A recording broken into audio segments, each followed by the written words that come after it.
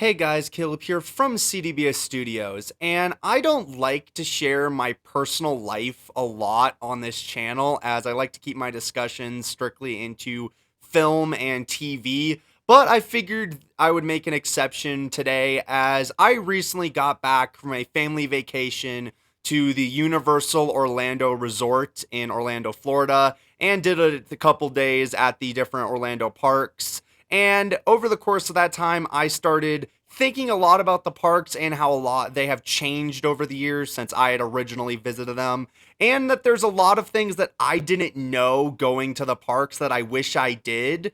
So, to kind of help other people who might be having the same issues as me, I decided to make this video series, a series where I'm going to go through all the parks at the Universal Studios Orlando Resort, and I'm going to talk about each of the parks, give some tips and tricks about each of them, and then I'm also going to go ahead at the end of these because, as you might know from the channel, I like to rank things. So I'm going to go ahead and also rank every land at the parks and also every ride at the parks. So, without further ado, let's jump into the video and talk about the tips, tricks, and rankings for the Universal Studios Orlando Resort parks.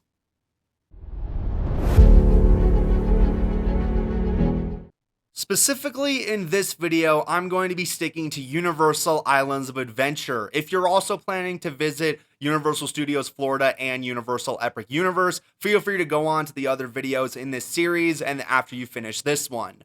But starting off, I'm going to go over some overall things I have about the park. The first thing I'm going to say straight up is that the date for my visit was January 2026. So if there have been any massive changes at the park since that date, I will obviously not be covering them here in this video as I, of course, didn't know about them. The first tip that I have to bring up in this video is the Universal Orlando app.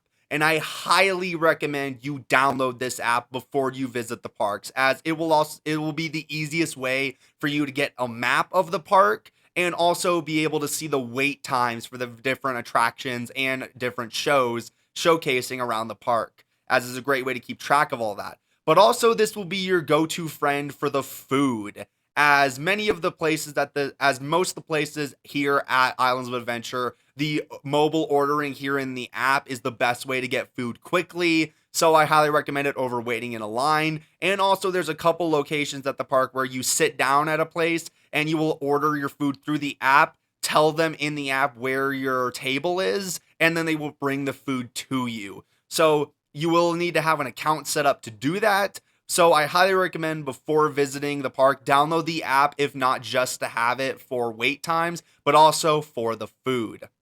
The next thing I'm going to go over are the lockers at the park. Now, again, this park was definitely built a long time ago, so a lot of the lockers you're going to find here if you're planning to take a backpack or something. Most of the lockers are actually built away from the attractions, and you are built away from the attractions, usually by the entrance. And sometimes on these rides, the entrance will actually be different from the exit, so you may need to backtrack a little bit to go get your stuff. And at this park, the way they rent the lockers are actually needing your ticket. Now, the thing that makes this park different to, say, Universal Studios Florida, all of the rides here, or most of the rides here at this park, that require you to not have backpacks and put it in lockers, also make you take everything out of your pockets, meaning you can't have your phone on you. So you do need your ticket to rent the lockers here at this park. And if your ticket's on your phone, you do need to talk to one of the assistants at the park, usually near the lockers, and they will actually give you a little card you can scan, which rents the locker for you. And the good thing you need to know about this card is that you can actually use this card multiple times across multiple attractions. At the park, I ended up getting my first card pretty early in the day, and I was able to use it all day for every locker I came across. And even something you might want to know is that this card can also be used at the other two parks for those lockers. So just know that that you might want to keep this card on you when you're doing this. And I would recommend, if you're going to take any kind of backpack, make sure it's small, as the bigger lockers are actually paid.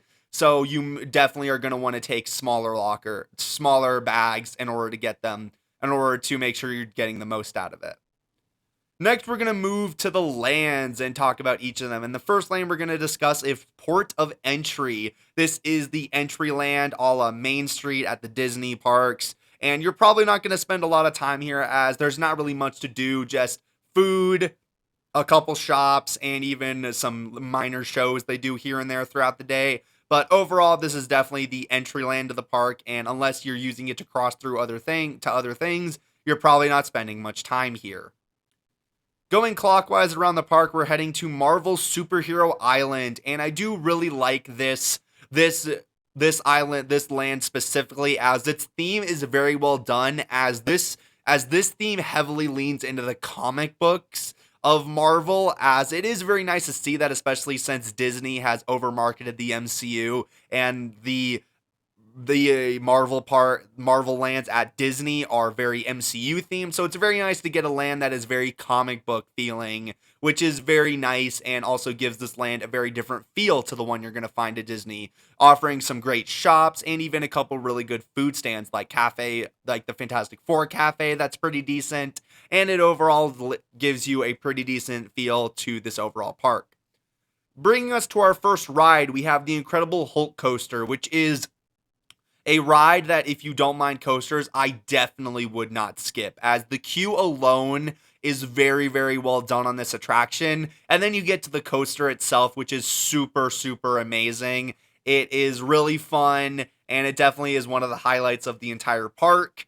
And I will say this ride is also one of those that does also have a single rider line, but do know on this ride, this single rider line is sometimes can be longer than the normal line. So just keep track of that. And even sometimes the workers at the front of the queue will actually tell you if the single rider is longer than the main line. So just might know which line you might want to jump in when you actually get to this ride at the park. Next ride on our list, we have the Stormforce Acceleratron, which is the basic simple flat spinner that you've seen at many fairs, and almost like the teacups as well, if you've ever ridden that. Very simple, and you will know that just due to the force on this attraction that you definitely will be slamming into your friends in your cart. So just know that in advance, that whoever sits in the middle or on the end might get the other group members slamming into you. So keep that in mind. Next up, we have Doctor Doom's Fearfall, which is the basic tower launch and drop that you've seen at many different parks. If you're going to ride this at any point throughout the day, I actually would highly recommend doing it around sunset, as it's really cool, as this is the time when all of the lights are starting to come on in the park, when also gives you a very good view of the sunset and also various lands as the lights are coming on, which is pretty cool. And the queue on this ride, again, is another one that's very good, but also runs with this idea that loud equals entertainment. So just know that this queue is very, very loud. And then the last ride we have in the land is The Amazing Adventures of Spider-Man, which is a simple little ride that blends physical sets with screens very well, I will admit, to immerse you in this really fun Spider-Man story, which I really like. And again, being comic booky, I do really like the queue of this one as well, going through the Daily Bugle, and giving some very cool things about this ride. Moving over to our next land, we have Toon Lagoon, which is a very fun land based on those classic cartoons that I really like. But the thing you definitely need to know about this land is that this land is kind of a misplaced water park in this entire park. So if you're planning to spend any time here in Toon Lagoon, just know that you will get wet if you ride any of the rides or are just hanging out, as they have a lot of moving water in this land. So just know that you're either going to want some kind of rain jacket that you can wear while you're doing these rides, or a change of clothes, as you definitely will get very wet in this land. And if you're going to do this land at any point of the day, I would expect around midday, when it is definitely warm enough outside to where being wet is not totally miserable. Going into the rides, we have our first ride, which is Popeye and Bluto's Bilge Rat Barges, which is the basic kind of raft ride you're going to see at most of the other parks, water-inspired parks that you've seen around different lands. And this is a very fun little ride. Although I will admit, on this ride specifically, when I did it, I did not get very wet. So just know that this might be one of the best rides if you're wanting to do something in this land that doesn't get you soaking drenched.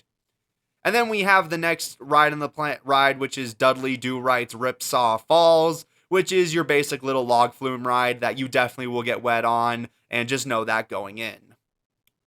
Next up, we have Skull Island Reign of Kong, which I will admit straight up is a very weird land where it basically feels like a lost corner of Jurassic Park, where it's very even hard to tell if this land is Jurassic Park or not, and they just named it Skull so they could name this area after him because there's one food stand and the single ride. So this basically is just one of those lands that's a front for a single ride, and you're probably not spending any time here unless you're riding Kong, which, speaking of which, brings us into the ride of the land, Skull Island Reign of Kong, which is a very basic motion simulator kind of ride. I will admit the queue and the outside of the ride are very, very cool, and there are definitely some cool sets to complement the screens, but just know that this is definitely a very basic motion simulator, a very tame motion simulator, so you definitely are not missing much by skipping it, but it definitely is an interesting ride if you want to take the time to do it.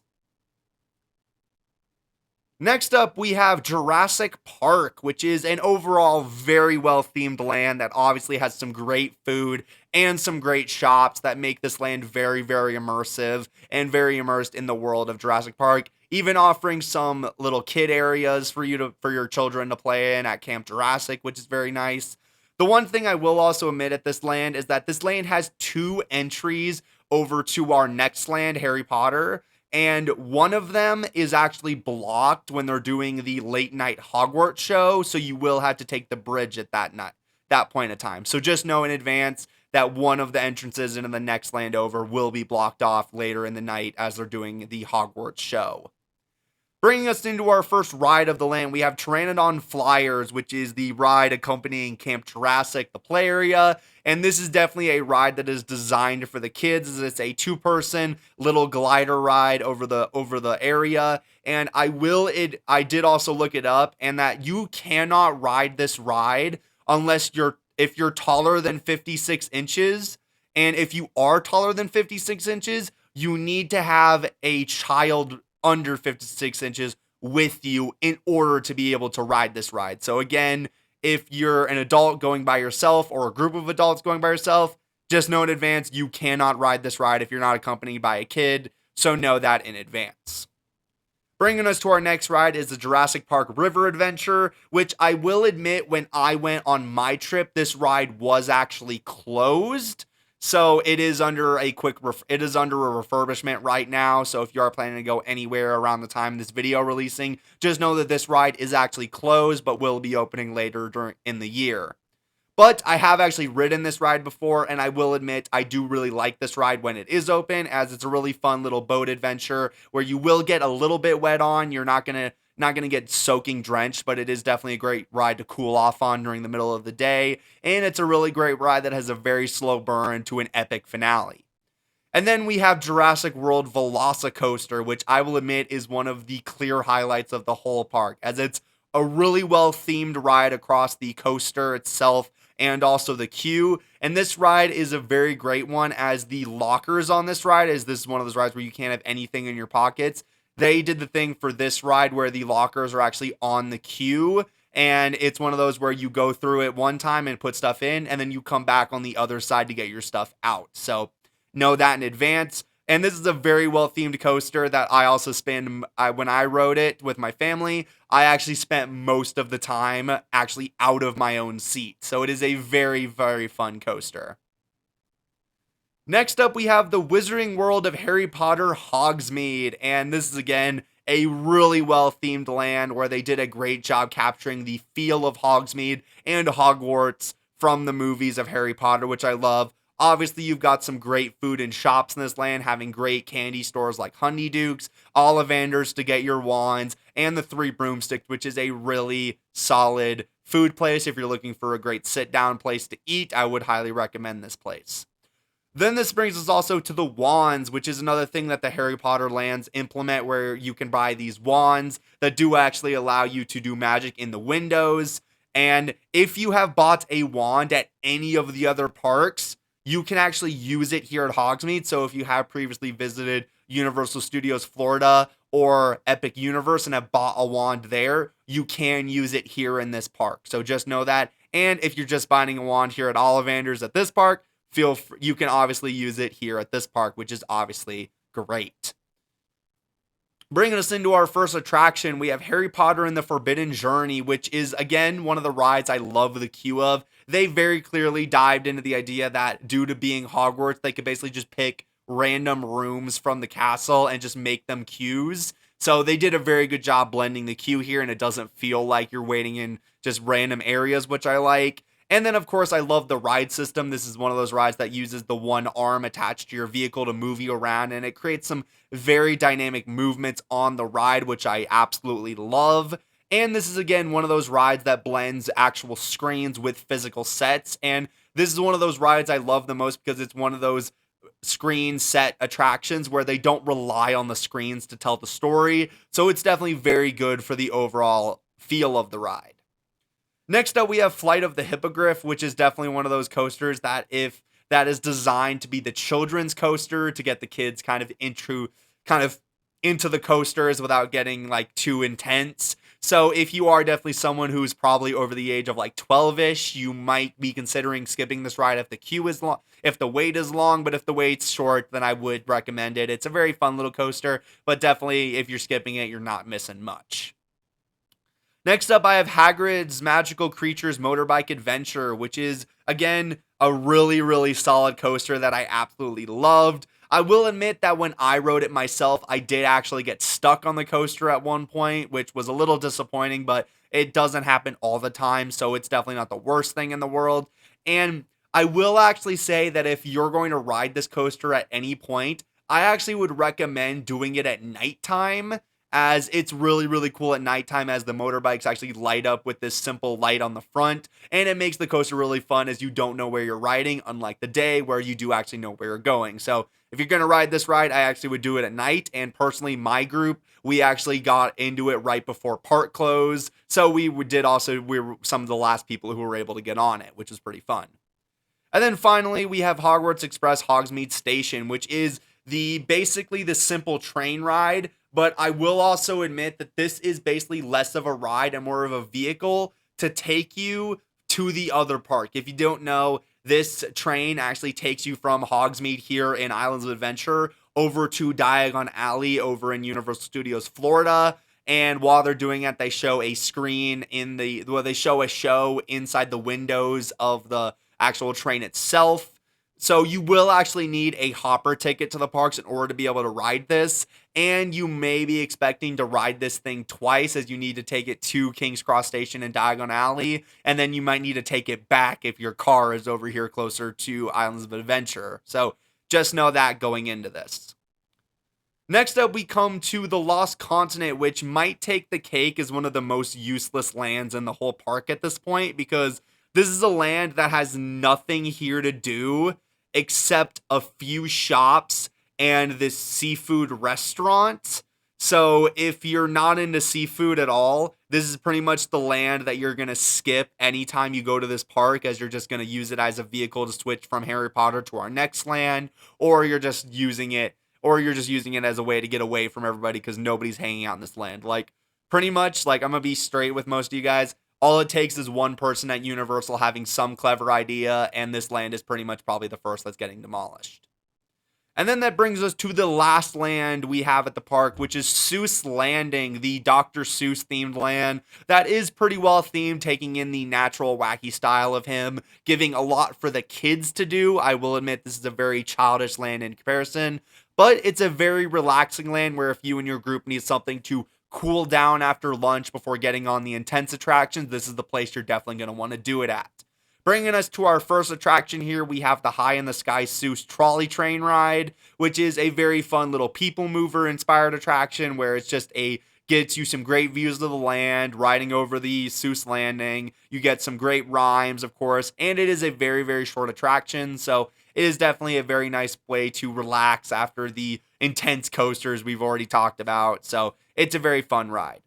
Next up, you have the Caro Seuss L, which is the basic carousel at the land, and I will admit that the animals on this ride are very much not designed for adults, as I definitely found that this kind of hurt a little bit to sit on for me personally. So just know that if you're an adult that's pretty tall, that this ride is not meant for you, and you might be more inclined to either stand or not stand or not ride this. Next up, we have the Cat in the Hat, which is the basic dark ride of the land for the little kids. It's fun, it's nice, but definitely, if you've seen the Cat in the Hat movie or read the book, you've seen this. It's one of those classic dark rides where they just retell the story of a pre-existing thing and do it as a ride.